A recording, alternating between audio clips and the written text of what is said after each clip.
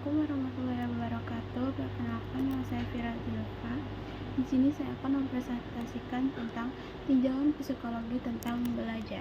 Baiklah, jadi yang pertama itu ada daftar isi, yaitu pengenalan, penjelasan, penyelesaian, kesimpulan, dan penutup. Baiklah, di sini ada sedikit kata-kata motivasi, yaitu jangan tunda, lakukan sekarang, selama itu adalah hal yang baik. Yang pertama itu ada pengenalan. Belajar merupakan kunci terpenting dalam kehidupan manusia, khususnya dunia usaha dan pendidikan. Tanpa belajar, tidak ada eksistensi, dan belajar sebagai suatu proses hampir selalu banyak diperhatikan oleh berbagai disiplin ilmu yang berkaitan dengan pendidikan, terutama psikologi belajar. Dalam pengertian lain, belajar adalah suatu kegiatan atau suatu proses yang esensial pada semua jenjang pendidikan. Oleh karena itu, berhasil atau tidaknya tujuan pendidikan sangat bergantung pada proses belajar yang dialami siswa, rumah, atau masyarakat. Pertama ada penjelasan. Menurut pengertian secara psikologi, belajar merupakan suatu proses perubahan, yaitu perubahan tingkah laku sebagai hasil sari interaksi dengan lingkungannya dalam memenuhi kebutuhan kehidupan. Perubahan-perubahan tersebut akan nyata dalam seluruh aspek tingkah laku. Maksudnya itu belajar adalah suatu proses usaha yang dilakukan seseorang untuk memperoleh suatu perubahan tingkah laku yang baru secara keseluruhan sebagai hasil pengalamannya sendiri dalam interaksi dengan lingkungan. Yang kedua itu ada belajar dapat diartikan sebagai proses di mana tingkah laku ditimbulkan atau diubah melalui latihan atau melalui pengalaman.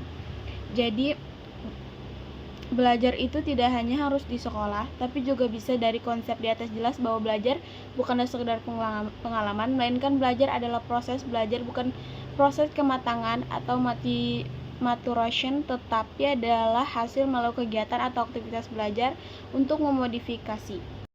Baiklah, di sini ada jenis-jenis belajar, yaitu yang pertama ada belajar bagian.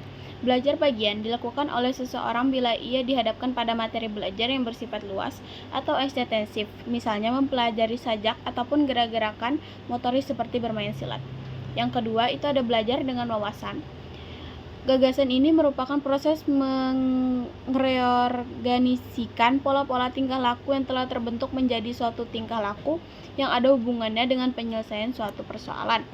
Yang ketiga itu ada belajar diskriminatif, yaitu belajar diskriminatif diartikan sebagai suatu usaha untuk memilih beberapa sifat, situasi, atau stimulus dan kemudian menjadikannya sebagai pedoman dalam bertingkah laku. Yang keempat itu ada belajar global atau keseluruhan. Di sini bahan pelajaran yang dipelajari secara keseluruhan berulang sampai pelajar menguasainya. Yang kelima itu ada belajar insidental. Konsep ini bertentangan dengan anggapan bahwa belajar itu selalu berarah tujuan intensional. Belajar disebut incidental bila tidak ada instruksi atau petunjuk yang diberikan pada individu mengenai materi belajar yang akan diajukan kelak. Yang keenam, belajar instrumental. Pada belajar instrumental, reaksi-reaksi seorang siswa yang diperlihatkan diikuti oleh tanda-tanda yang mengarah pada apakah siswa tersebut akan mendapat hadiah, hukuman, berhasil, atau gagal. Oleh karena itu, cepat atau lambatnya seseorang belajar dapat diatur dengan jalan memberikan penguat atau dasar pada tingkat-tingkat kebutuhan. Yang terakhir yaitu belajar verbal.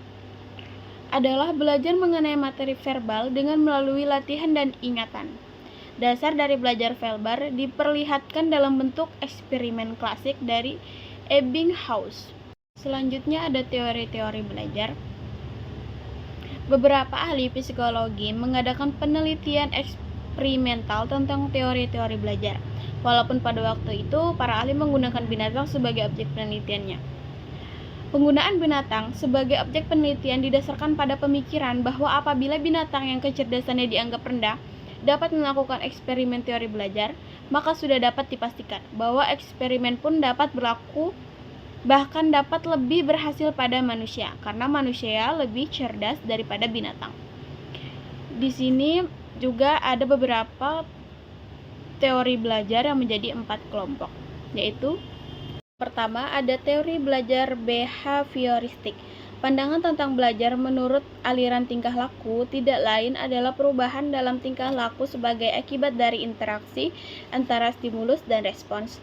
Atau dengan kata lain, belajar adalah perubahan yang dialami siswa dalam hal kemampuannya untuk bertingkah laku dengan cara yang baru sebagai hasil dari stimulus respon.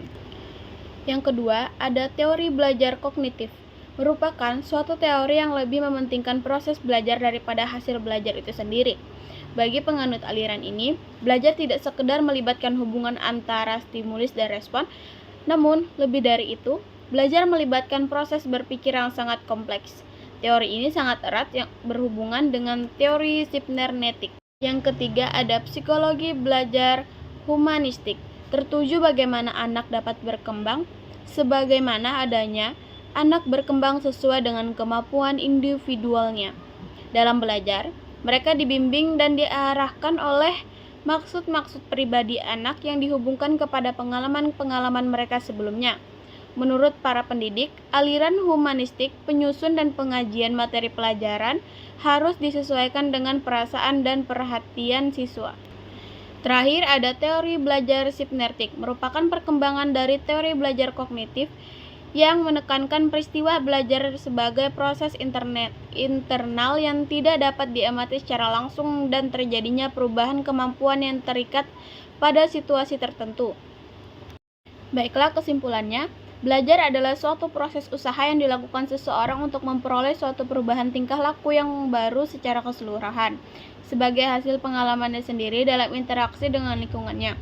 Perubahan yang terjadi dalam diri seorang banyak sekali, baik sifat maupun jenisnya. Karena itu, sudah tentu tidak setiap perubahan dalam diri seseorang merupakan perubahan dalam belajar.